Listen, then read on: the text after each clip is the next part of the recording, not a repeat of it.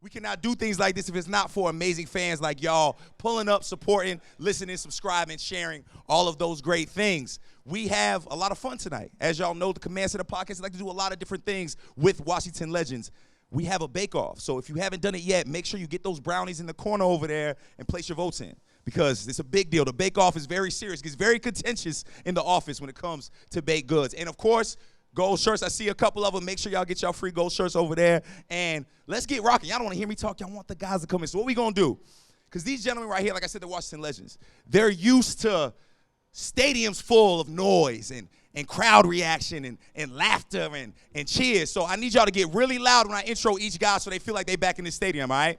So first up, out of Mississippi State, defensive back, NFL veteran, left Washington and came back and has never left because he loves the DMV so much. You might see him on the Get Loud podcast with Mike Jenks. You might see him on our flagship show, Command Center. Make sure you subscribe and like on Command's YouTube page. And you might have seen him at your local Wegmans shopping for baked goods. No other than my brother, Fred Smooth. Get loud for Fred, baby. Get loud for Fred Smooth. Yes, sir. Yes, sir. What's up, baby? How was that? Hey, listen, I'm showing love. Yes. Go ahead, Fred. Take a sit down, my brother. And next up, we got Fred's best friend.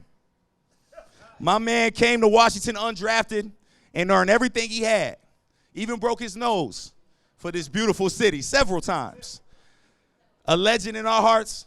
You might have heard him on Ticket to the Draft. You might have heard him on the Command Center podcast as the host. You might have seen him on Command Center. The legend, straight out of Cali, UCLA's finest, Logan Paulson. Yeah. You look good, brother. You look good. Yes. And last but not least, the last of the trio. Y'all all know him. A legend, one of the best to ever do it. Not just the best to ever do it in Washington, but the best to ever do it in the league. This brother changed the way the game is played and the way that undersized receivers are viewed in this league. 69 total touchdowns this brother got right here, and the chain gleaming right now. Let me introduce, straight out of Miami, my brother, Santana Moss. You know, we got to do it right for y'all. And Commanders family, without further ado, again, this is the first ever live Command Center podcast. Y'all enjoy. All right. Welcome to the Command Center podcast. Thanks for that great introduction, Brian. That's pretty awesome. And I understand that you two gentlemen recognize producer Jason. Is that right? That's a one and only right there, Jason. Yeah. You feel pretty good about that? I'm not feeling Jason right now. Why not? Technicalities. Why? I made a strawberry brownie, and he said it's not a brownie. Yeah, is that? Just because you haven't ate that before, that don't mean it's not a brownie. I could have made red velvet brownies. I could have made anything. They come in different types. I mean, also, just you give Zach so much crap for doing above and beyond on these bake-offs, and then you were the one-up guy. No, I just said it's a different type brownie. They didn't say what type of brownie. They just said a brownie. So I said, okay, let me make it. I know, but you understood that, like. Trying to make it a little fair for him, man. Yeah, you understood the assignment. You can't bring that much ammo. Well, I knew we was going to bring it to the people, so I wanted to make sure I gave the people something they hadn't tasted So before. did you buy it from Wegmans or what? No, I didn't buy it from Wegmans, but they need to be my sponsor the way y'all throw them down my throat most of the time. All right, so we got a pretty fun show today, guys. We're talking about dynasties, and specifically the Washington dynasties, and then what pieces here in Washington that have been established that kind of resemble that, or how we feel about the offseason so far. Yep. Okay, so let's talk about the early stuff, right? So, like, what does a football dynasty look like? And obviously there's a couple examples of that here in Washington, but you can kind of pull from wherever around the league. Let's start with Tana. I started off. I think the obvious, those teams that has consistently won. Yeah. You know what I mean? I remember growing up, I'm a big 49er fan. Yeah. So we had a dynasty back in those days. We actually had two quarterbacks that was a part of that. The first quarterback, Joe Montana, and then when he left, Steve Young got the tail end of that, that work. Before I was even thinking about football, you think about the Pittsburgh Steelers, and when they had, I think that was like around the 70s. Yeah. You know what I mean? That was way before my time. I was born in 79, so I probably got They probably went to their last You're born in championship. '79, dude? Yeah. Both of us born in 79. I just look like this, man. Yeah, I mean, both of us born in golly. 79. Come on How do I now. look like the oldest one here? All right, here we And go. then you think about the Cowboys, those years when they had their, that dynasty with the triplets and everything like that. So I just think the obvious the obvious answer would be just those teams that consistently are in contentions, winning playoff games. Yeah. I think the two teams that we can think of now in this era will be the Patriots from 2001 to 2018, and then you think about last but not least is the Kansas City Chiefs. Yeah, it's That's interesting. That's a dynasty type of. It's interesting when you talk about dynasty. I hear like a lot about like quarterbacks in those groups, right? You mentioned the 49ers, obviously the Cowboys. Then the two dynasties now have a great quarterback. Yeah. Fred, you got anything? Well, when I think about Dynasty, especially, I got a chance to sit down with Art Monk and Gary Clark, the whole posse, Ricky Sanders, and we was all sitting at Dude, the table. you're always dropping names on Now, I this show. have to. I got to tell you who told me this information. Who told- So I'm sitting there. Like I'm sitting there to talking validate to him. it? To Yes, to validate make sure it's a validation so y'all don't hate. You're not lying? And I'm sitting there and I asked Seems like a him. tall tale coming. No, It's because coming. we don't like we was a team. We played the game, but we didn't win at the amount that they Yeah, did. no So I doubt. asked them, man. I was like, what made y'all different than the teams y'all played? And the first thing they all said to me was, man, we was a football family, and we got a chance to mature together. We got a chance to grow together. The way we met ain't the way we left. And I think longevity it takes to have a dynasty. Like these players got to go through the good, the bad, the ugly. We're watching the Boston Celtics go win a championship right now because they lost 2 years ago. They lost the year before. Like you got to go through the ups and downs, and I think that's what most teams don't get a chance to do. You can only do that if you have a long stay at quarterback. Yeah. That kind of secures everybody else's job and get them a chance to mature. But I think football families win championship and football players go to Pro Bowls. So not to add to the question, but I will ask you this question: you're not considered a dynasty unless you win, though. Yeah. You can't win a lot of games in the during the regular season and don't win it in the postseason, right? Yeah.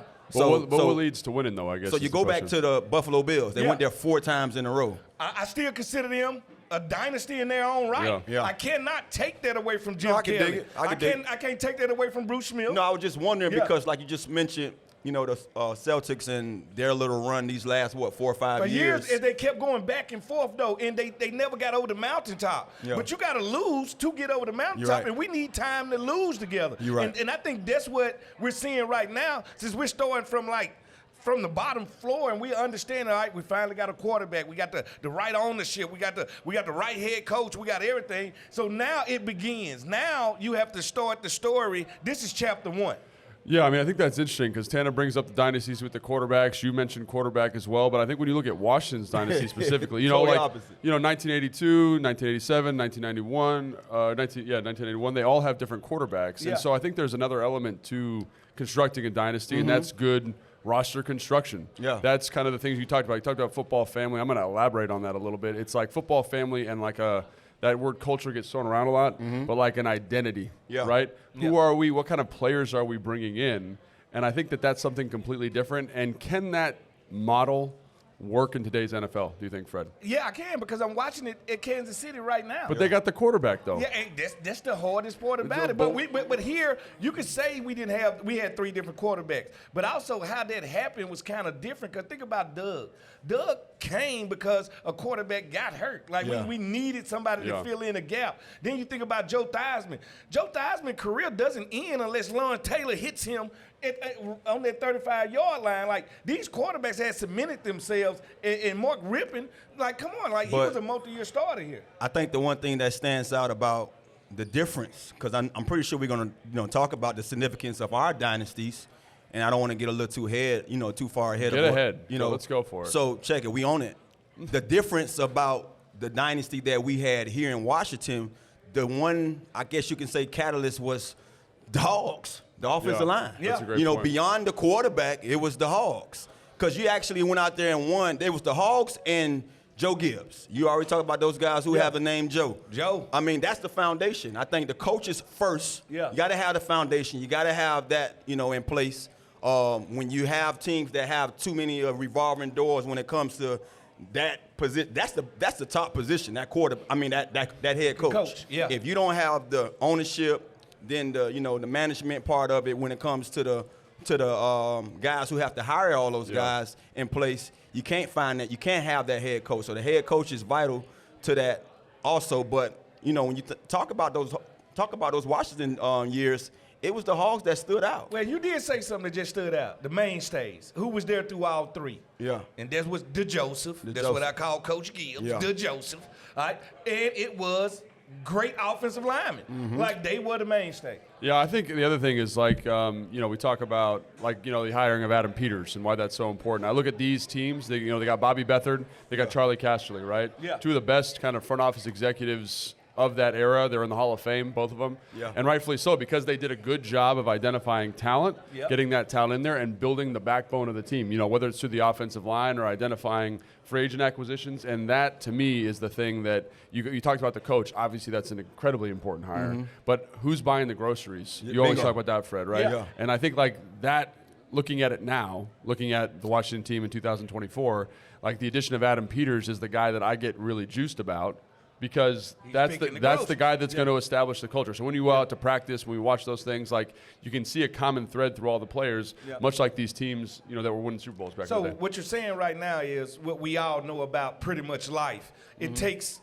everybody to be on point. It takes the front office. It takes the head coach. But it's a team, though. Yeah. Like you said this already. It's a team, right? Yeah. So, like, you can have a great individual coach. Yeah. You can have a great individual evaluator, but if they don't work well together, it doesn't matter, right? No, it doesn't matter. It needs synergy. Foundation. Like, without synergy, you have nothing. Foundation, So I think that's the thing when I look at this relationship. I say, do you have the right guy? Do you have your Joe Gibbs of 2024 and Dan Quinn? And when you go to practice, like, the energy, the motivation. I can say it feels like it. And we're talking about a coach that's been there. Like, we're talking about a coach that's took a team to the Super Bowl with Matt Ryan, Julio Jones. Yeah, he's been there. He hasn't got over the hump. And I'm so happy he ain't got over the hump, because you can check in his stats. No coach has won a Super Bowl in one place and won another one in another one. Yeah. So that tells me a lot. So I'm happy he failed in Atlanta. Yeah. But also I'm happy he get a chance to learn from what made him fall short of getting to what he want. And what I'm seeing for him is he want continuity. He wants people to be able to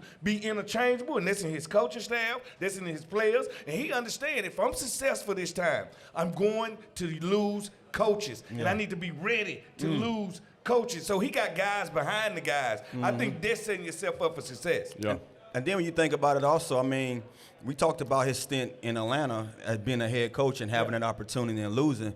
But just let's talk about how significant he has been to the Cowboys for the last few years. Yeah. I mean, we played this team, every year. And I'm not sure if you remember me saying this, but I used to say it all the time. If this team has the defense, they're a different team. They always different. I mean, we always hear about, Romo, because Romo was, to me, better than people, I guess you can say, gave him credit to be as a quarterback. He was. I like Romo a lot, and I've always said they were short of a defense. And so you see him come in and implement his style to play defensively, and how much better they was. It was just about them getting over the hump with that offense. And to me, I think you can still say that, hey, even though a lot of us like Dak, which I'm a big Dak fan, I still feel like it's something that's missing there on the offensive side that didn't allow them to get over the hump. But defensively, he brought that franchise back to those, I guess you can say, those days where they was talking about possibly being championship contenders. So when you see all that and you see his, I guess you can say, his resume up to this point,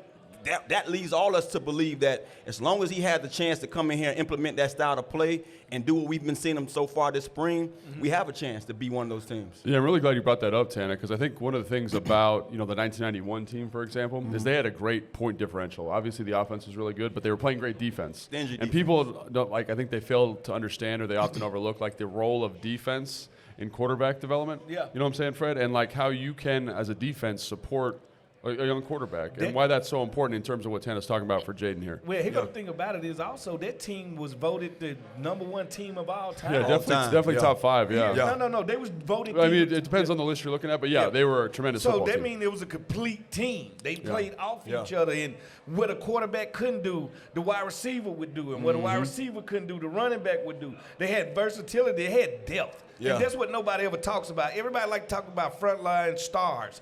But they was 3 deep in every position. Yeah. And not just 3 deep with average players, with people ready to rise to the occasion. I was reading a stat, and it's probably a couple of weeks ago. Just we always talking about those old days, Sure. You know, with our franchise, and I don't know what got me on it. I think I was on one of those AI damn apps or whatever, and I put in, you know, the history of our, you know, franchise. Yeah.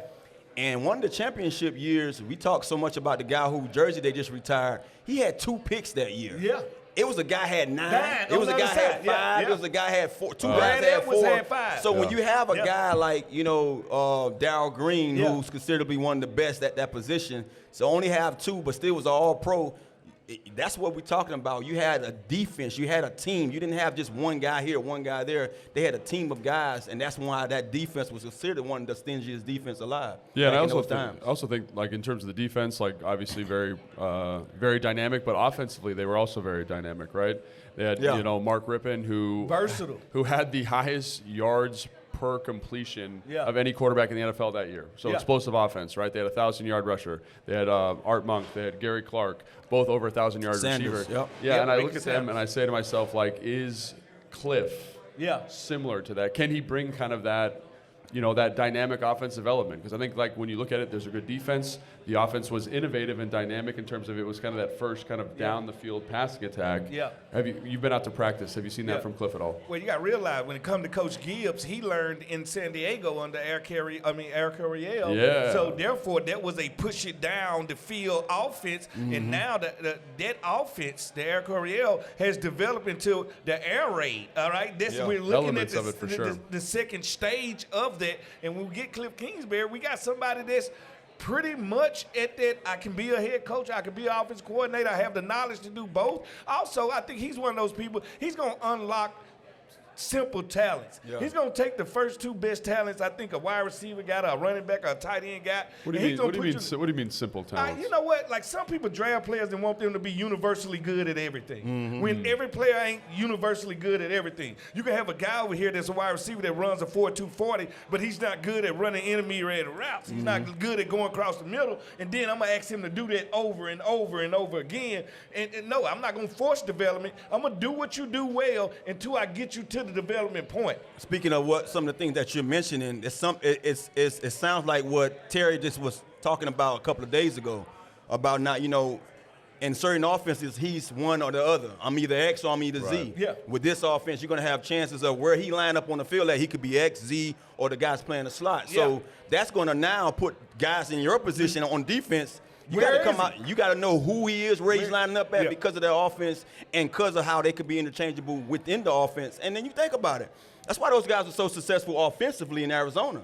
You know, Kyler had one of those Yeah. amazing, you know, rookie seasons in Arizona, but it just wasn't the defense that couldn't stand up. So it raised all our eyebrows just wondering, now that he has not so much to really, you know, control The far whole as team. He He ain't don't have to worried worry about the about being the whole head coach. I'm Yeah. worried about just this offense being elite.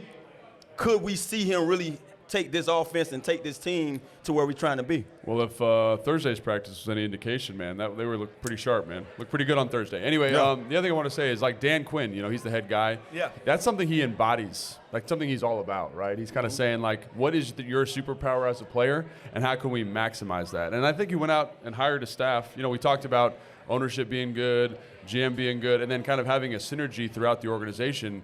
Like, I think that identifying that as something you want to be matriculates down to your offensive and defensive coaches. No, that's team identity. That's franchise identity. Like, if you look at them, like, if you watch that draft special and the stuff that came out on the Commander's log, if y'all haven't seen that, y'all go check that out. Great promo, Probably, Fred. yeah. Great promo, Fred. Yeah, that should win an Emmy right there. That's good. But it gives you an inside view of, all right, we are all being held accountable and doing our job, but we kind of doing this all together. Yeah. Like, I need your input to be the best me. And when you got that type of stuff going on in the build, that means one track, one mind, one plan, one execution, that gets you to where you want to be at. Usually, we've seen a lot of infighting. I want to do it this way. No, we should do it this way. No, they all understand what, why, and when, and I think that's big. Yeah, and I think also, too, and I'm not sure. We played the game, and we might be a little biased.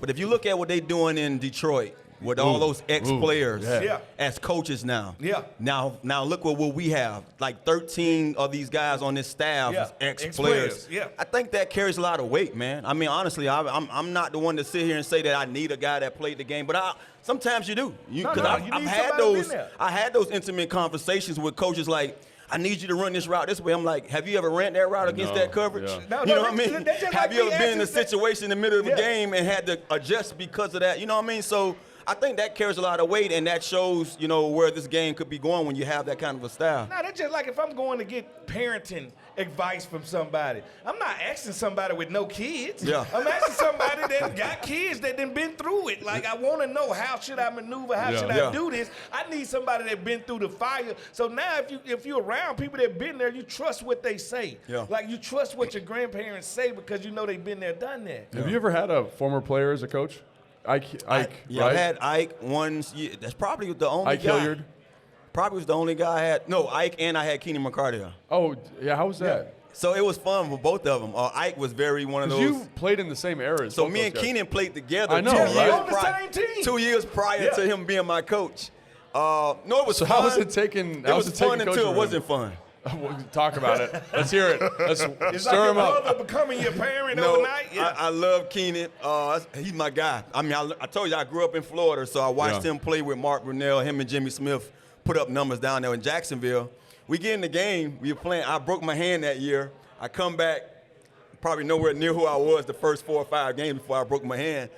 And they had Edelman sticking me at corner. We playing the Patriots. And I'm sitting here like, bro. Oh, Julian Edelman, This dude is holding me every route. And you got to remind you now, I'm probably like 5 or 10 pounds overweight that year. And I'm like, bro, you're being the fucking best. I feel like every year you talk about how you're overweight. So Keenan, no, those last years, those 2 of those 3 of those last years, I was going through it mentally. But honestly, and I won't even share with you why. But Keenan telling me, Tanner, I want you to run this route this way. So Keenan, you played this game. Yeah. You can't do it when he's doing that. Yeah. So, all right, I'm gonna try it. If I mess this up, it's your ass, not mine. Yeah. Excuse my French. Yeah. Hey, we love the Jason French. gonna take care of that. This is a live event, Tanner. Yeah. I mean, There's no editing. They can They hear can't blur this. that out. They can hear this. They have, Yeah, they're here. They paid to hear the curse words, right? So I go in the game. I say, damn, Edelman been holding me. I have this sprint right option play. Same play. I done scored off about 2 or 3 times. I say, you know what? I'm not finna sit there and shuckle and jive with this dude. I'm gonna run through him. Yeah. Run through his face. And if he can deal with it, he deal with it. Tell them about it. I run through his face. As I do it, I'm smart, bro. I don't want to do anything with my hands. As a receiver, I was one of those guys. I'd rather drop the ball than try to do something with my hands to you and To get take a back what penalty? I'm doing. Bingo, exactly. So I run through him, and it caused me to kind of like take a step back, and my hands go wide, turn around, ball, touchdown. We win the game. They said I pushed off. So before I get to the sideline, Keenan got his clipboard. He want to throw it up. And I chewed him out. But You chewed him out? We boys. I was like, you know. Oh my God! Can't say that. Can't say that on this. Hey, you We're not in actually France. can. We're not literally in France. But long Y'all story. excuse my friend. Long story short, man, we in a bar. They better be able to take. They're all adults here. This French. But long story short, leading to the off season, I get a call from somebody, and they like, Tanner, how are you with Cal? Like, we good. It's like, man, I think you you told need, me this story think you need to before. give Cal a call, man, because they don't know who you are. They say, man, Tanner's so cool until he ain't. And I was like, well, damn, I need to give him a call. And I gave Cal a call, and he was like, bro, I really appreciate this call. And when I got out their phone, I was like, damn, I might have just saved my job. Because they was questioning, can we coach this dude? Because every time when he blows up, he blows up. Yeah. And that's just one of the Was situations. that because of Keenan? Huh? Was that because of Keenan? It's probably because they saw me react that way with him. Yeah. And they felt like, well, damn, if he can't hold him, what do we have? You know what I mean? I think that's tough as a former player because you got to come at it. Yeah. Like They have that's anxiety. Like Yeah. the former players that become coaches have anxiety because for the first time in their life, they see things that feel slow. Yeah. And they want you to do exactly what they say because they've been there and they've done that. So when you don't do it, you take the control away from them. Like they've been controlling their destiny their whole life. But I also think it's like that's your guy. Yeah. And I can't coach if you're my friend and like I'm trying to get you to do something, I'm gonna treat you like a friend. I can't be like a coach. Because I'm finna say, as brothers, as friends, if I can't talk to you that way, and then tomorrow we forget about it and come back to.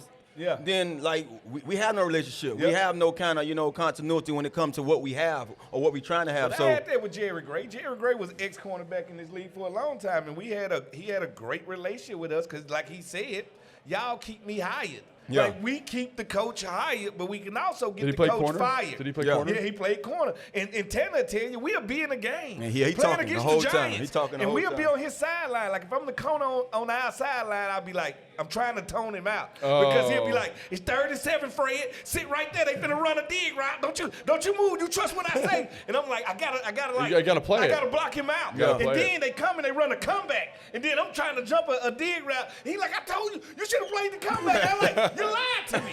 You set me up. You set me up to fail. Now, Jerry used to get on my nerves. I'll be sitting right next to him. I'm And like, you be bro, listening to I him could not be a player doing of that. his, and he talking to me like that. You know what I mean? In the middle, it happens. especially in the heat of battle. Man, I don't know if I ever was coached by a player. Always coached by like former. Old dude. Well, Not old dude. I had Sean who played I in was high gonna say, school, you had Sean, that was college, and a a couple great- guys like that. yeah. But yeah, those guys are really smart. All right, so let's get back to this. So in addition to all of these people that have been hired, Yeah. right, another big addition is the new owner, Josh Harris, right? Ah, yeah. And you need a guy at the top who's willing to kind of take care of everybody, like kind of say, this is the standard. These are people that are going to implement the standard. And we've already seen kind of some of these changes around the building already. Yeah. Talk about how important that guy is for supporting the rest of that tree going down to the players. It's simple. We all human being in here, right? Everybody a human being. What? No. If you like, I don't think I done said this before. I don't think there's a such thing as bad kids, but I know it's bad parents. Yeah. All right, and if you got bad parents, you're gonna probably have bad kids. So it starts with the matriarchs, and that's where we've been. That why your kids bad as hell? Nah, they not. They're actually pretty good. My daddy a preacher. All right, now, the thing about it is, when it starts from the top, everybody kind of takes that feel and that role of that person. Yeah. And with the role he's taking over this ownership is, not only am I finna come in here and change the way you feel about this, I'm gonna change the way we do everything and how we do everything and how we approach everything. We're gonna be very tedious and meticulous. We're gonna do it like a family. And I think that's different, and now it's starting to bleed into everything. So I think ownership is everything, because the fans, they're not just coming for the players. If they don't want to support an owner, we have seen that y'all would not support an owner if y'all don't want to. So I think it's about the whole picture. And I think that's what's changing right now. Yeah. Why did you sound like that? No, because honestly, man, I'm watching this show. And we big on watching shows. I'm watching that Oh, you're Clippers watching show. a TV show, yeah. Oh I my got you. God. I was like, you're watching this show? And the Clippers show shows you, and who knows? It could be a little fiction somewhere near it. But it talks about just the ownership and how it kind of trickles down into everything that you do. If you don't have a guy in place that's going to lead us, put us in position, when it comes to doing this things up top and in the office, then how you expect us to win on the court? And then now we're talking about the football fields the same way. We talked a lot about our ownership, and as players, we had nothing bad to say about, Dan. I love Dan to this day. I couldn't say anything bad about it. I never been in a part of the other side. Yeah. Right. So when I look at what the Harris company has been doing, Harris and his group, you could just see a group of guys that have been owners other places, basketball, hockey. This guy, this ain't no, I guess you could say his first rodeo. Yeah. And you can see it. I remember when I first heard that report about us having an F in, everything. How we do things in the building that we found the love for so many years. Yeah. You saw it. It's been changes. Yeah. Immediately. Same way in the stadium. It's but so much you can do in our stadium and have it ready for our season. So, but just to see these guys are on point and they're spending the money, investing it back into their business, so they can be one of those franchises, one of those teams that we all love from the top to the bottom. So I think that stands for something. And now it's all up to just us going out there and taking advantage of these opportunities that they've given this organization now, the players and everybody, to go out there and play some good football. Yeah, and I think for me, it's just watching the reinvestment. You know what I mean? The ability to say, hey, we're we're going to redo the facility. We're redoing the practice fields. I'm supporting what Adam Peters feels he needs. We're getting new TVs for the coaches, new computer system, new film system.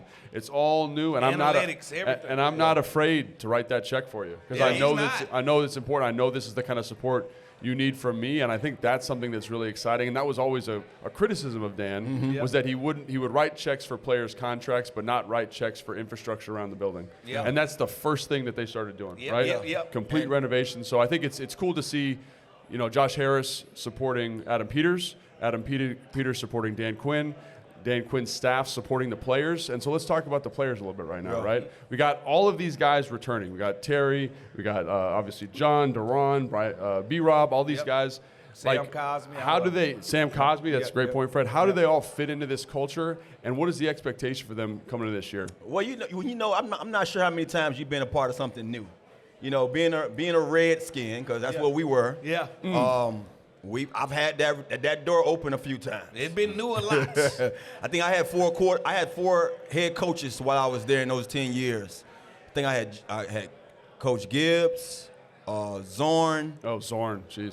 Shanahan, and then last but not least, I had you can't Jake. say that, can you? I love Zorn, but we stunk. Does he stink? I mean, we was all right. We was all right half of that season. I love him. He's so happy-go-lucky. He was great. As a coach, he stunk. So he was always tell the well-behaved? coach by the end of the game speech. Oh, do you have a good Zorn story? I ain't going to do the Zorn story, but it's terrible, people. You're not going to fight a war with him. Hey, we shot off like a missile, though, that first year. We was 6-2 coming out the gate. And then we ended, 8-8? Yeah, I'm just saying, never how you start is how you finish.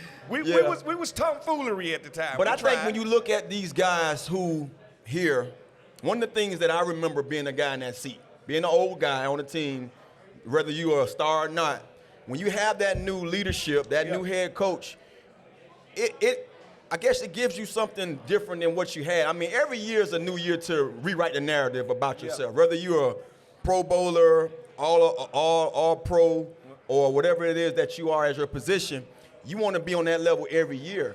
But when you have a new set of eyes on you, you're kind of more, I guess, juiced up to go out there and really show these guys why you still here and why they was able to, retain you as one of their guys. And I think that's what a lot of these guys are going through right now, just knowing that, look, first of all, you have a coach like no other. Dan Quinn is, to me, we've talked to this guy on the sideline. He doesn't fit that typical head coach kind of model. Like he's one of those guys. He's more like a player. So much. He's approachable. He's one of those guys that want to listen, want to talk, tell you what's going on. Like a lot of these coaches don't want to share nothing with you. They act like we the enemy. You know what I'm saying? Yeah. So to have a guy like that already, I can see the difference in some of these guys. Like, they were talking to Terry a couple of days ago, and he talked about how he do things in the offseason, and this offseason he hasn't. He said, man, he's hungry. He's willing to, and you have to be that way because these coaches don't know you.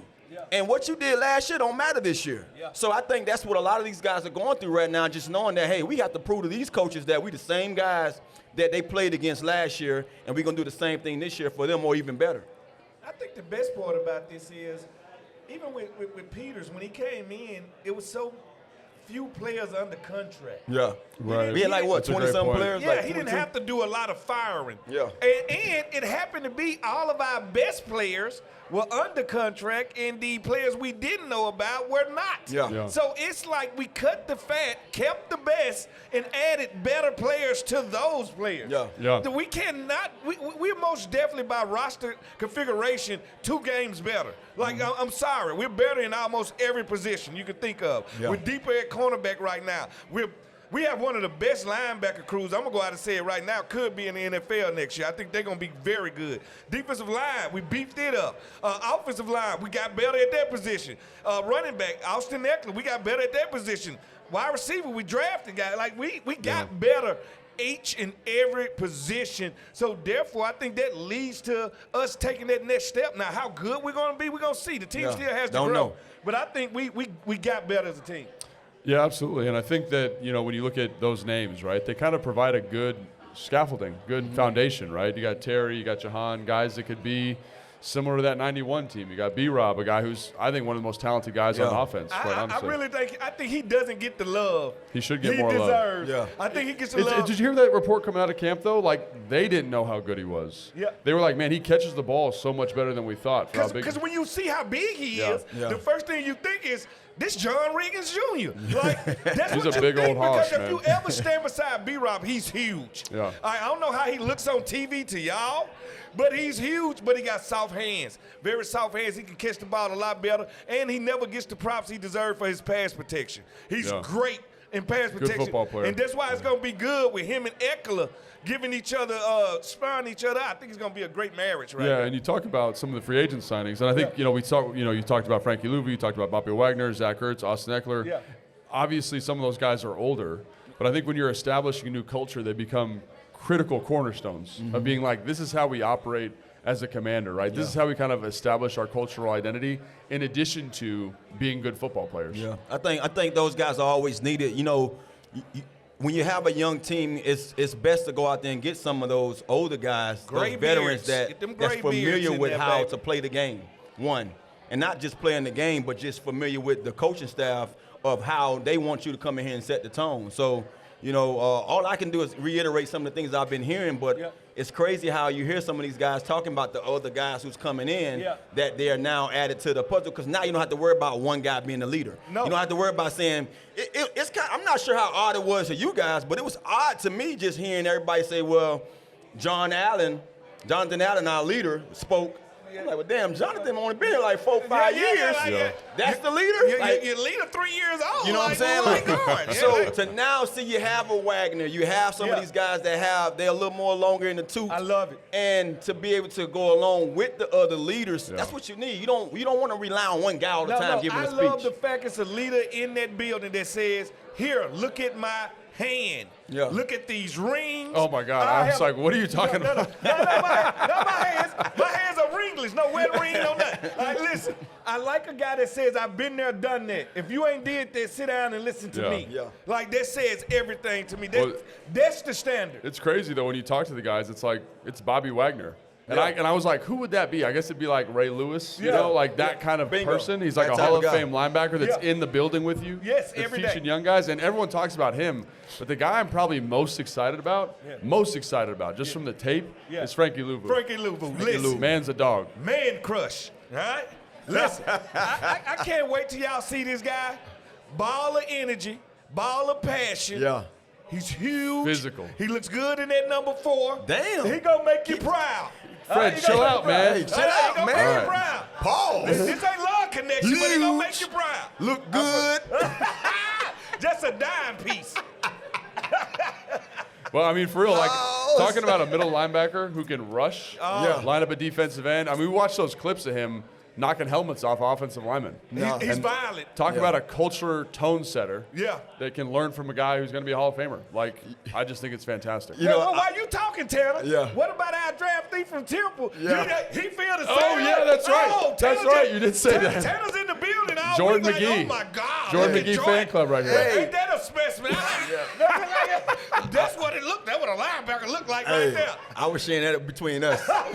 I didn't want to Amongst come out here in the friends? public and Amongst friends? Well, you know, Fred, if you tell him anything But personal. no, honestly, though, he's a guy put together, and then you just talking about, we talked about earlier about how Dan has gotten the coaches in there in case one of the coaches get a job elsewhere. Yeah. You know, that next guy could fill in. That's how we have at the linebacker position right now, I feel. You know, we just talked about this team a couple of years ago where that was the weakest position on our defense. Not anymore. Now you have youth. You have guys that's been there and done it in Bobby and Louvu. Yeah. And just to know, I mean, we don't even know how we're going to use this young specimen. What about Jamin Davis? That's what I'm saying. I was going to get to all those guys. Those guys to now sit back and learn and still be a key, implement to, having a success on that level. So I'm excited, man. But, don't be going up snitching on me, man. Let me talk when I want to talk about the guy. Yeah, so, I mean, that's a good segue. Tanner's man crush on Jordan McGee. Let's talk about the draft class. We'll save Jaden Daniels for her in a second, but talk about the draft class because I think it's the guys that remained on the roster are tough, physical, smart, competitive, right? Yeah. The guys that we brought in free agency are tough, physical, smart, competitive. And the guys we drafted are tough, physical, smart, competitive. Yep. So I don't know if you can see there's a theme. Do you have a favorite guy of that group that you're like, man, this guy embodies that to a T? Man, you know what? I fell in love with this draft class when I started to study them individual and realized they were the same player, just different positions.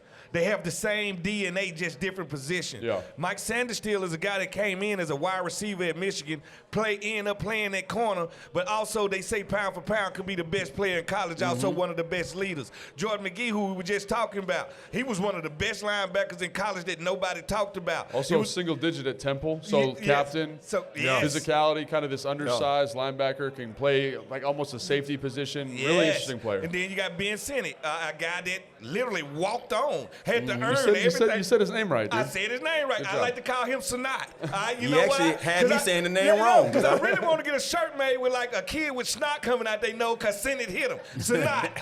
So at the end of the day. But all of these guys have a DNA to them where they was given nothing and they end up being leaders at these schools. All right? That's telling me they only want certain guys, certain DNA, certain leaders, certain guys that love football. Yeah. All of these guys bleed, sweat, football. I think they found a DNA. So now it's let me know now I can literally go into the next year's draft and the next year's draft and I can tell you who they're going to pick because of this year's draft. Yeah. I see what type players Do you think they it like. changes? This is a little sidetrack. Do you think it changes because they've got the foundation? Never. Now Never that- change. No. Never This change. is who they are. This is how he shop. If you go to the grocery store with your wife, how she shops that first day is going to be how she shops that last day. Why are you so passionate about never change, Dana? Because, it's one thing if a coaching staff or a coach tell you, this is what I'm looking for.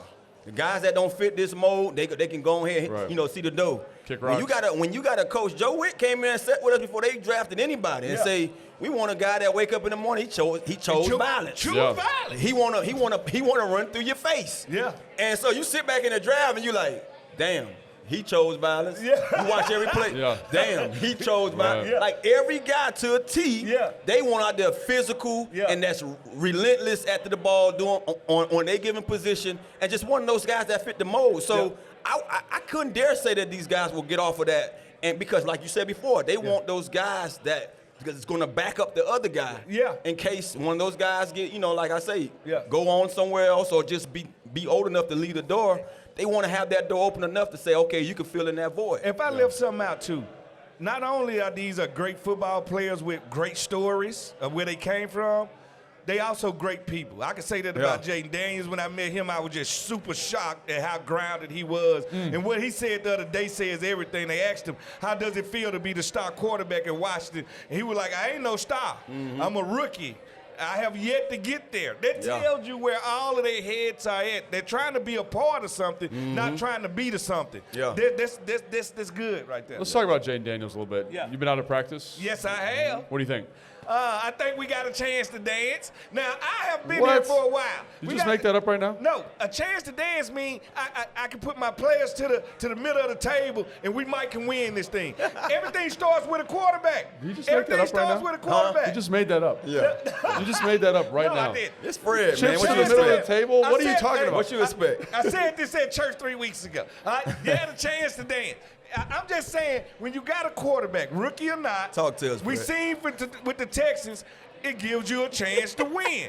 All right? We got an offensive line, we got wide receiver, we got positions. It gives you a chance to win. Preach. What I like about Jaden Daniels is nothing seems to be too big for him.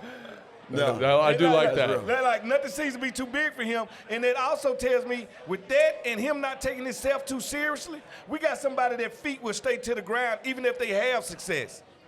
Yeah, I agree. I think like from a technical standpoint, you look at the footwork, look at the mechanics, look at his understanding of defense, look at the work ethic. It's all kind of there for you. And then again, the mentality seems to be the right thing. And again, it kind of fits. It all fits, but it fits with that vision, right? Smart, competitive, tough. You got receiver, Luke McCaffrey, smart, competitive, tough. Like it's all there for you. And so I don't know. I've just been really juiced about his process. I think there's a long way to go still for that's him. what I was gonna But say. you got to say, there's First a guy long. in the building, last guy out. I know, Yeah. but like John Beck did All that that too. stands you know out. what I mean? So We- No, you love John we Beck. Hey, that's shared my that guy. story. That's He my loves guy. John Beck. And I That's know my it- guy. I know it ain't no John Beck jerseys in here, but by the way, And there shouldn't be. Logan loves John Beck. That was by the he. way. That was Logan Man Crush. He looked out for me when I was a young guy. That's why I got a lot of respect for him. So tell them why you got your man crush on John yeah, Beck, not me. everyone. mean, so everyone knows, like, when you come in, you're a rookie, you're trying to get reps. He would stay after and throw with me every day for 20 minutes. We'd come in on Monday when we'd have to be there. We'd run through the whole game He was willing script. you in, man. Dude, he got me right. And, again, seeing that prep, seeing that work ethic. So, again, like, it's important. You need it, but it doesn't assure success. And that's kind of what we're talking about with Jaden. Like, he's doing all the right things. Yeah. Still got to see it happen, but we're excited about him for sure. Yeah, I'm very excited about it, and I can't sit here and say that enough. I just think, too, as a guy who's seen that so many times here, just like these fans, I'm pretty sure they're tired of just seeing or hearing us say that. Are you we gonna tired? hype you up until we can't hype you up no more, and I don't want to be him. No. I don't want to be We him. shouldn't You do know, that. shoot or jumping the block. You know, I want to allow these guys to all show us who they're going to be. You feel what I'm saying? No, I know. Yeah, I got you. Don't get me cursing and these people might. Sorry. I'm about to say something to both of y'all. Sorry. And see, because You know my vocabulary real short, and Sorry. I'm about to say everybody something. thinks I'm the filthy mouth guy. No. Like when y'all saying pick the filthy mouth guy, they're like, yeah, it's Fred Smoot. It is you, No, though. it's not. It's not. Rethink that. Nah, I just don't have a vocabulary. I don't have a big look. My vocabulary is about this big. I'm okay with that. It's not huge. That's no secret. Yeah, so I think I think we're all really excited. We talked about, the whole tree. Got the quarterback, which might be the piece moving forward, which we're all excited about, but we Yeah. got to be patient. We gotta be patient. I look at San Fran. When I was there in 2017, they did a very similar thing. Brought in a bunch of cultural free agents, drafted very similarly in the draft. Obviously, Adam Peters was there, and it still took some time. Now, It's gonna take time. They are where they are because they made good decisions. I look at the Detroit Lions, same thing. They're one of the best teams in football because they made smart draft choices. They brought in the right free agencies. They made the right investment at quarterback. All those things got to hit, but this seems to be the formula to kind of establish a dominant roster in the NFL. Don't worry about this fan base. This fan base is a oven cooking fan base. It takes a while to Well, cook in the oven. who's cooking? No. Who's cooking, though? Grandmama's cooking. Grandma's You cooking. understand That's that? right. Grandmama's cooking. Grandma's cooking. See, Logan is from the microwave society. I am. He want his done now. The TV dinner. It comes with a show and everything. But grandma put love in that cooking, and that takes a little time. All right, so because I'm such a microwave society guy and you're such a baking guy, I am. Let's get into the bake-off. Yeah, he's what do you a think, baker. guys? Hold on. I want to say this again. My strawberry brownies. What is it, Scraw? Straw, Mississippi. Strawberry brownies was not allowed to enter the contest. So that's what I'm saying. Yeah, revolt. Yeah, that's what I'm saying. So they robbed y'all of taste of something new. I just think it's so ironic because you always complain to Zach that he does something not in the parameters. Hey, let me tell y'all what he does. We do Why a baking contest in the office, and we do a pie. He gets in there and pulls a torch out of his pocket. That was pretty baller, to Zach. fondue the top of the pie. That's too much. No. Yeah, you need to get on put Zach on the mic, man. Zach, yay! Zach's here. Zach, don't let Zach's him got a talk big about you support like group that, here. Zach. Yeah, he brought a support group. Yeah. He needed. Fred, you're the one who needs the point. You're the one who brought two different Hey, flavors of civil brownies. guys, we're talking to each other nice here, okay? Here we go. Referee this thing, Logan. Here we go. All right, Zach, what do you got to say? Look, all I'm saying is it was such a compliment that you brought two different flavors of brownie. Because you know what it's like? It's like you're going into a boxing match, and you're going to be in the middle of the ring, and all of a sudden your opponent brings your manager out, and you're all of a sudden you're fighting 2-on-1. No, you're not. And it means you're scared, Fred. I brought it for the people. I want people. to share with the people. What Do you I still tell have you, it? I got the cookbook, the Book of Smoot. It was handed down from like 5 generations of Smoot, and it was in there. I was like, oh, strawberry brownies. I think I'll pull it out, page 107. Stop, dude. I just Where want to know, you come where'd up you with get this your stuff, brownie mix dude? at? Was Why it are you generic? sweating Was so it bad? Wegmans brand? You nervous? It's You definitely only box. sweat. You It's only sweat when you're definitely box. nervous. Are you nervous right now? You're trying to get me started. I am right trying to now. get you Strawberry started. brownies I'm trying to is stir the safety pot. trying to double Brownie. cover me. Yeah. That's what I'm talking about. That's what I'm talking about. They all against me. Oh, one of your fans over here. You brought fans.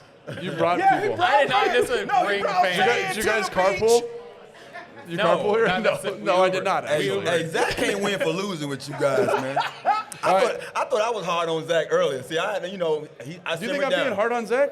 No, you wasn't hard Oh, on yeah, Zach. good. I was Fred hard is on always Zach. talking smack. Because Zach's my about guy. love I will Zach. admit I was hard on Since Zach. when?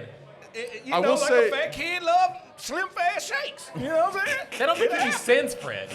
I will say Zach comes in pretty harsh on you though sometimes. I like that. You know, I'm a cornerback. We're used to that. Somebody loving us one day, hating us the next. See, I think I gave him the we're right used to amount that. of love, hate type of thing that he got his shit together. You know what I'm saying? No, he's passionate about bacon, and I like that. No, but Zach- see, bacon to me is effortless. All right, I'm born in Mississippi. Oh. I wake up, and we do this Interesting. every day. Dude, you're So- amazing. Then why have you lost twice in a row? It's like we're Because- kinda- This is why I lost twice in a row. Because when we first started this bacon thing, I'm just blowing him out time after time. Now, I got that run everything. Ryan set me down and said, we need to make this look like a contest. You're going to have to let him win. You know what's something so you- I said, okay. I sabotaged myself. What's And that's something what you I always did. say, Fred? The devil will tell a lie. No, All dude, you a do is pair of lie. lips will tell All a you lie. freaking do Lips is will tell a lie. lie. All right.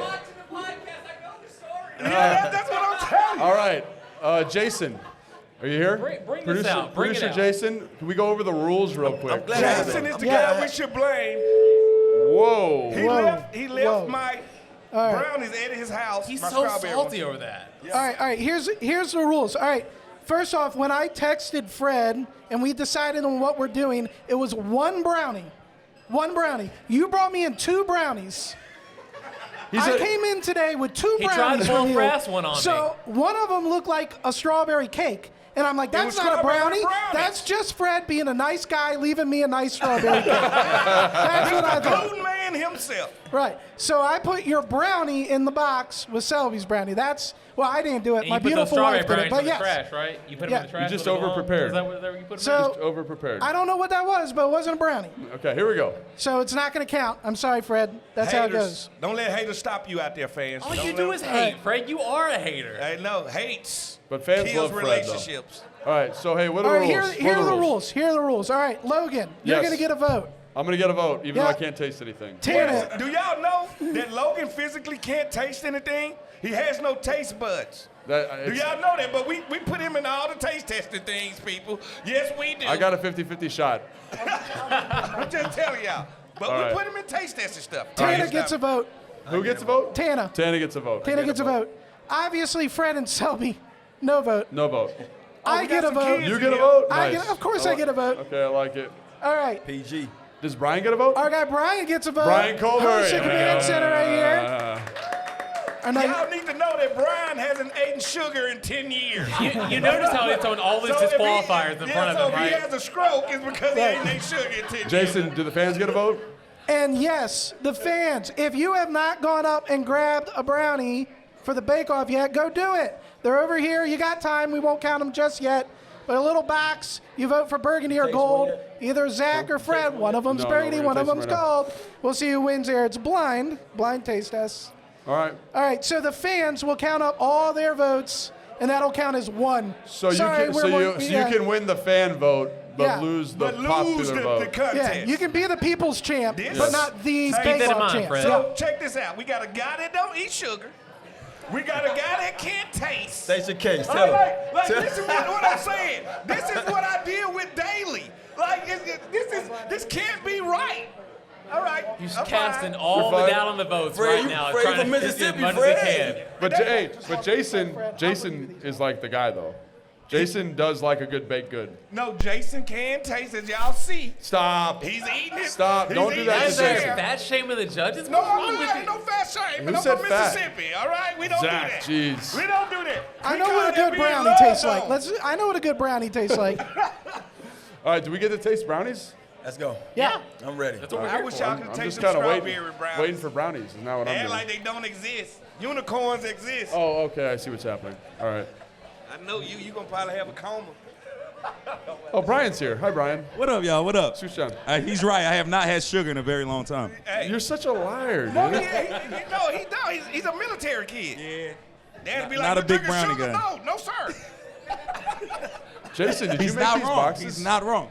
How good are these boxes? Oh, these are nice. Why do I get to eat my own stuff, but I ain't really got a vote? You don't get to vote, but you All get right, to eat it. so we you got- just get to take I some. want to tell y'all, since they did not allow that my strawberry brownies made it, I made these and they are called Milky Way brownies. Let it so go, mine Fred. is gonna taste a little Fred, different than his. it's a blind taste test. Let it go. You see how Fred be blind. cheating, right? You can't tell Boy, people what they're started eating. already. Jeez. I get My like a gosh. So I'll go first, I guess. We're going yellow one here.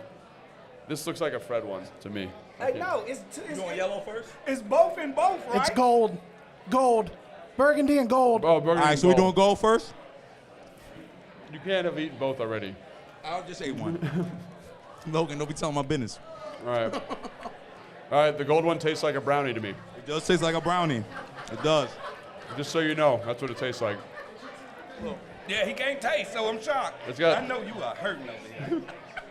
Mr. Nutri-Grain over here going No, through that's it. 'cause it's getting feedback. This guy right here, it's all right. neither gonna work for him. Who you voting for? Whoever made a vegan one? We haven't done red yet, Fred. We haven't done I don't know if burgundy my yet. We gotta palate's do burgundy refined first. All right? No. I need something to clean my Tight palate. right here. I ain't gonna lie, that gold They one both tastes. taste like brownies. No, I ain't gonna lie, the gold Made one from tastes a like box. a little Milky Way in there, don't it? What are you doing? It's a blind He's taste cheating test, like you Fred. guys always do. This is Zach's, though. I know this is Zach's. Cause he is pretty, right? No, because it's got big chocolate chunks in it.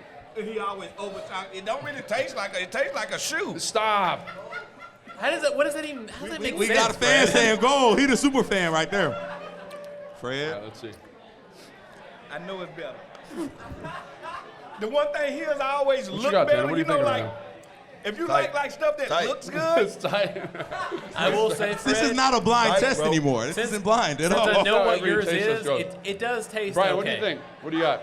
I'm going Man, I don't know, man. What you got? I think they taste like they're It's from the tight. same batch of It Literally brownies. tastes like the same brownie. Tight. And that's Tastes like why the same I tried brownie. to bring strawberry. Why not mix It's it tight. up? Tanner, what you got? What you got? Tight. It is close. What? All right. They're you subtle- said they're gold. subtly different. What you got? You have burgundy, gold. Oh, Miss Key, you ain't trying that? That's what I'm talking about. I think I'm going gold here. I think. I don't know. I think I might be going gold too. Hey, you know what? It's starting to be an avalanche in here. It's starting to be an avalanche in here. Stop talking. He used an air fryer, folks. That's what he used to make these So, brownies, hey, an all air right. fryer. All right, Tanner, All what right? we got? I don't get What are you down going like with? that.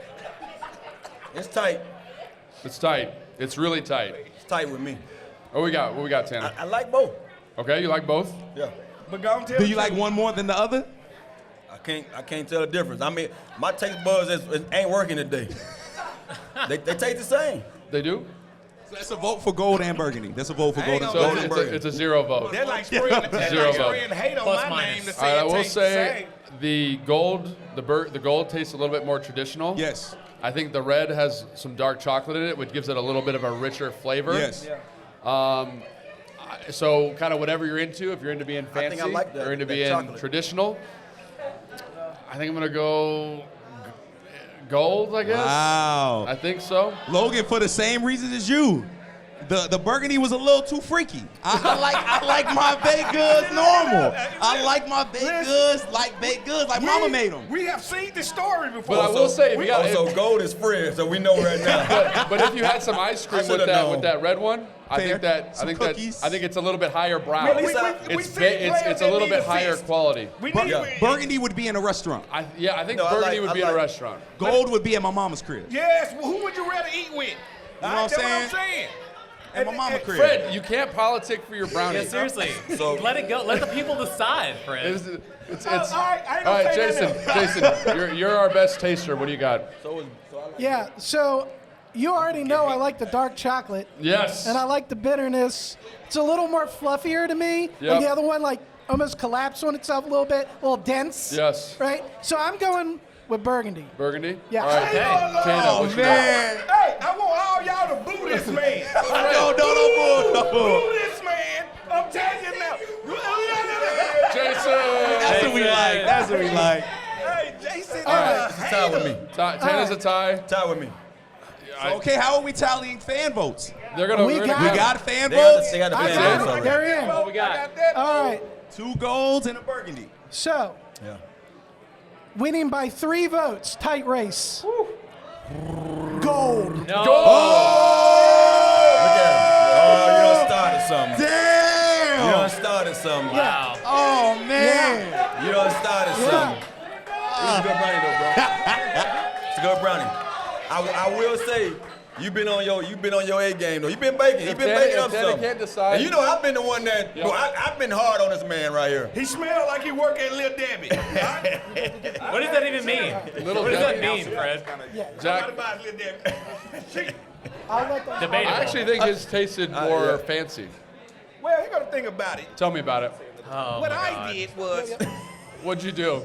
I went to the Midwest And to get you some bought wheat. and you bought some brownies at Wegmans? No, I went to get some wheat No? from the Northwest. I mean, the Midwest over there, right? The Mid- chocolate was from Hershey, Pennsylvania. I got it 2 days Oh, ago. Hershey, Pennsylvania. Yes, I did. I can't So, deal doubt with this. that. I put love in it. I put love in it.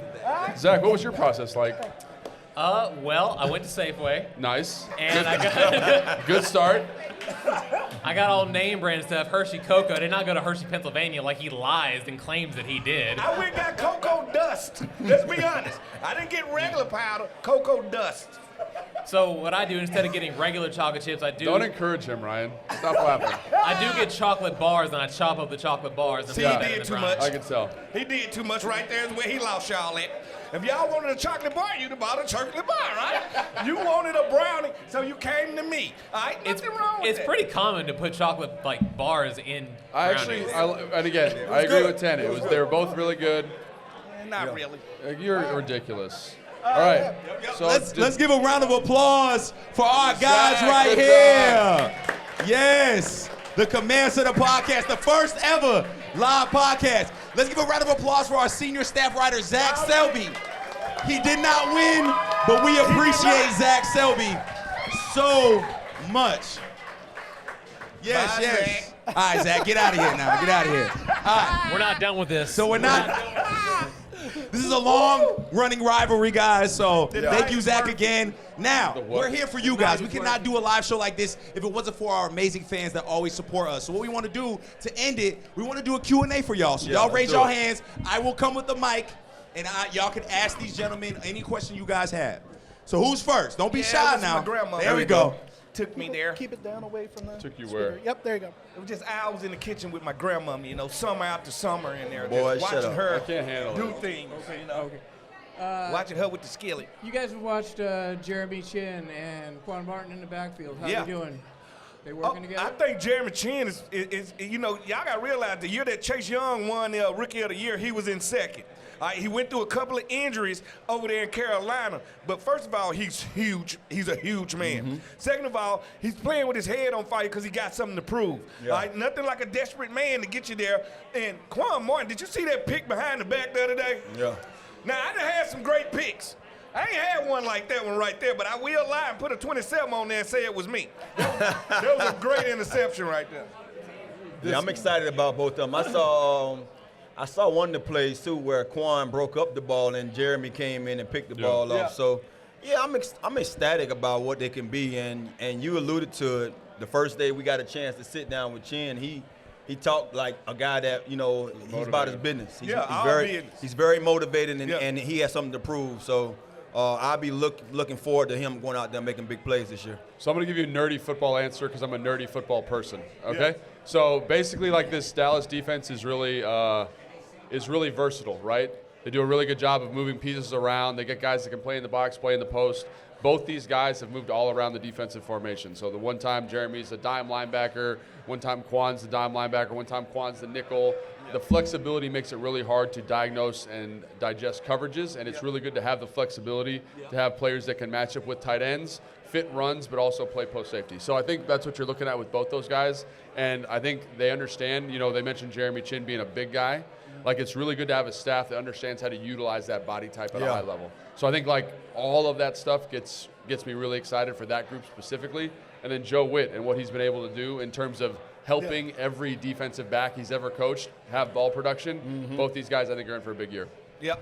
Round of applause for Mac. Great first question, Yeah. Mac. Out the MAC. gate. That was good. Matt. It is on. Y'all can hear me, right? Okay, Yeah, we got now another can hear you. question. Now we can hear you. We got Paul right here with another fan question. Hey guys, this is my fiance. We're getting married later this Oh, year. Congratulations! Congratulations! She's a Baltimore fan. Boom! Move that lady now. Every year, I try and tell her this is the year. Can you explain to her why this is the year we start to turn things That they're going to around? beat Baltimore? Is that what we're All explaining? right, future wife, and that's why this is the year for us. This Fred's in his element right now. Everything new. You know how you get a new car, you sit in there for the Yeah, first he in time, real that new form. car smell, and you're like, yeah, this is the one right here. Well, this is the one right here. He has taken a lot of stuff from you for the last 20 years, maybe 15 years, because the Ravens been so good. Everything been going y'all way. You shame him at Christmas. You shame him at New Year's. Well, baby, it's your time. You understand me? It's your time to shine. Yeah. It is. With all that being said, Baltimore is our favorite cousins, as Fred would say. So, you know, he's one of those guys. He's the only child, so you have to understand why he act the way he acts. I do. Because when those cousins come get over, lost in it. he gives them hell. So that's why, you know, we're going to give Baltimore hell for those reasons. Big shout out to Paul. Congratulations on the engagement, Paul. Yes. She will be a Commanders fan soon enough. She will be a Commanders fan soon That's the enough. question is, where you going to lead the kid to? Are you leading them to Washington or are you leading them to Yeah, Baltimore? there we go. Go ahead and get a size small shirt for the baby, too. There you go. She like, y'all put me on the spot. Guy's out of control right now. Next up, we have Mike right here, super fan. All right, Mike, what's up? Hey, so I was like, I'm a huge fan of like Emmanuel Forbes, and like I know like maybe he went too early in the first round or No, he whatever, didn't. but I want to know like what have you seen with our coaching staff with this this guy? Like I feel like if we put him in the slot, or if we put him as a kick return or something, like what do you see with Emmanuel Forbes? I feel like there's something cool happening there. Let me start before Fred Yeah, get before to Fred just goes talking about crazy. this guy. You know, one of the things about guys like Emmanuel Forbes, you can't just quit on him. You understand? I mean, he's a guy that has a lot of potential. Yes, he's a smaller guy. You know, Fred talked about how small he was when he came in. I don't think Fred was as small as him, so let me put that out there. But he has a lot of talent. His skill set is through the roof. I think when you look at some of the things that he went through last year, it was because he wasn't being put in the best position to succeed. Yep. He didn't have a lot of help from the guys that was out there, and at times they just say, hey, you have all these skill sets, you're a ball hawk, go out there and make a play, which that's not the way you play football. I think this year should be a year of improvement. You think about when we had Fuller his first year. Yep. Fuller got dismantled out there week after week after week. Before you know it, he was the guy that led the team in picks, went over to Kansas City and won a Super Bowl and did the Came same back, thing. yep. So give him some time. Give him some time to mature. Give him some time to develop. And I think this year in this defense, if you allow him to get comfortable, if you allow him to play relaxed, if you allow him to get some of the things that Joe Witt has talked about how he does with his defensive backs, he could go out there and be the guy that we saw out there in who he played for, Mississippi State? Yeah. Oh. I knew he wanted to talk about him. He could be one of those guys that we see that did some of the things that he did in college this year. I think the second year is always the year to see can that guy, you know, turn the curve or be a little better than what he was last year. Yeah, you know, I could talk about this all day long, you know? It's close to my heart right here, but let's just be honest. Let's look at the facts. I'm a factual guy. You tell me the facts, I'll tell you the outcome. Stop. Can't help but laugh, right? I can't even. What are you Go talking ahead, about? finish The fact talking, you bro. just said that. Finish Yeah, talking. I'm a Anybody? fact. You just Hey, made they everything try- you say you make up on the spot. They a lie. Hey, they just get mad because I know a lot of Hey, stuff. why I'm are tell the you. Giants called the Giants? Because it's giant buildings in New York. Hey, check this out. Look, Emmanuel Forbes had a teacher from DeMatha coaching him last year. All right? Do you hear me? A high school coach against A.J. Brown. All right, that could have been in us get hit by that truck that day. All right? At the end of the day, you show me who your coach is, and I'll show you what type of player you is. And that's the end of the day. My man had no direction, so he ran off the road. It happened. Now he has a coach with some direction. Watch him stay on the interstate. Yeah, I got think it. when you watch OTA practices, he's looked really good. Looked really Fucking confident. dude, I think, man. like to Fred's point, like he's got more structure. You can tell there's ruled out. The defensive backfield's communicating way better. So all those things, I think that whole group, I think Benjamin St. Juste, Quan, Yeah. Jeremy Chin are going to be playing much better football this year. No doubt. Shout out to Mike. Great question. Give a round of applause Good for question, Mike. Mike. Yes, yes. Good brownie eating. All right, next up, we got Brother Rock right here. He got a question for you guys. Go ahead, bro. I'll stand up. Oh, I'll make this easy. So I watched the quarterback Daniels in college, and he was taking RG3 type hits. Ooh. It scares me we got this shiny new quarterback. Yeah. Have the coaching staff been working with him on getting down, getting out of bounds, throwing the ball away, and not taking these vicious hits that I seen him take in college. That's a great. I mean, we talked about this earlier this year. Great question. Look, so it's a difference though.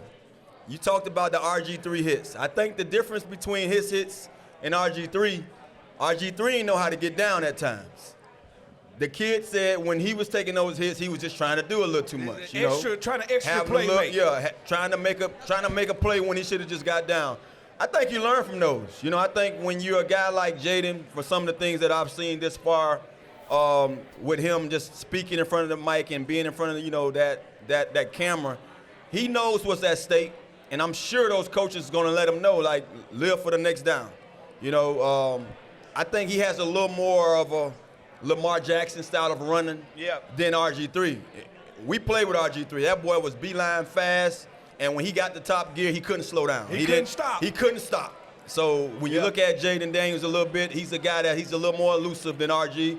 But it's still we have to see him be able to be out there amongst those guys and see what type of decision-making will he do. So I think he'll be a little better with it, but we're so far ahead of that right now, or behind that, we don't know until he get out there and really be in live action or see him in live action. Yeah, and also I think that, like, as a coach, you can kind of impact when he's going to be aggressive, right? Like, if I'm calling a quarterback run on 4th and 1, I want him to be aggressive and put his head down and go get it.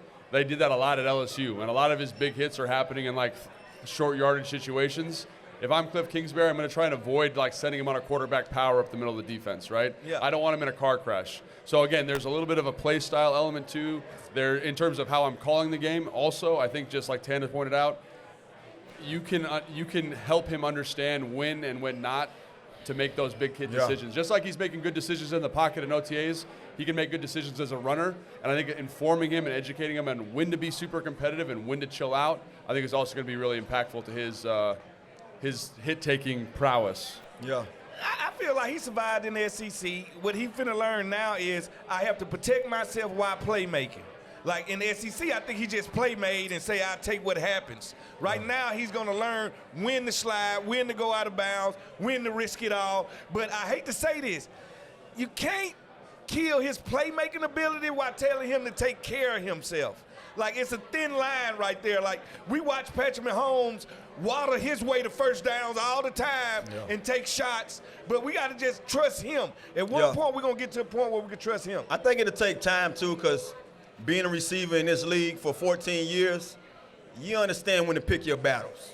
It was at times when I got the ball, and I'm like, look here, if I can't get another yard without getting my bell rung, I'm going to get out of bounds. Yeah. And as a quarterback, he's touching that ball every snap. Every play. So you want to be able to take less hits to be able to go out there and say, I want to be able to function, at the caliber they want me to be at for that next play. So he'll understand when to take on that approach and say, I need to go out there. Hey, it's 4th and short. I need those 3 yards.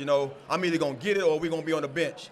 And then I think that's going to come with the time of him playing, being out there and being in those settings. Yeah, and also I think he's pretty malleable too.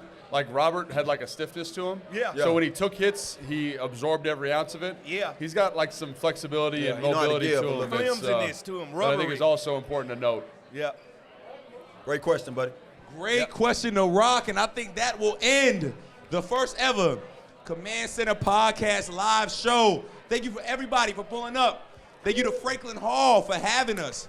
Now, if you haven't got your gold shirts yet, they are in this corner. But also, if y'all want some Command Center Podcast black shirts, we got some extra ones over there too. Those are fly as well and still have these lovely faces on the front of them. We have a photo booth in the back. Make sure you get your photos taken. It's dope. And it moves around too, so if you want it in different parts of the bar, you can do that as well. One more time, let's give a round of applause for our gentlemen. Appreciate y'all for Santana having us, Moss, man. Thanks, guys. Logan Paulson, and Fred Smoot. That Hawk outside.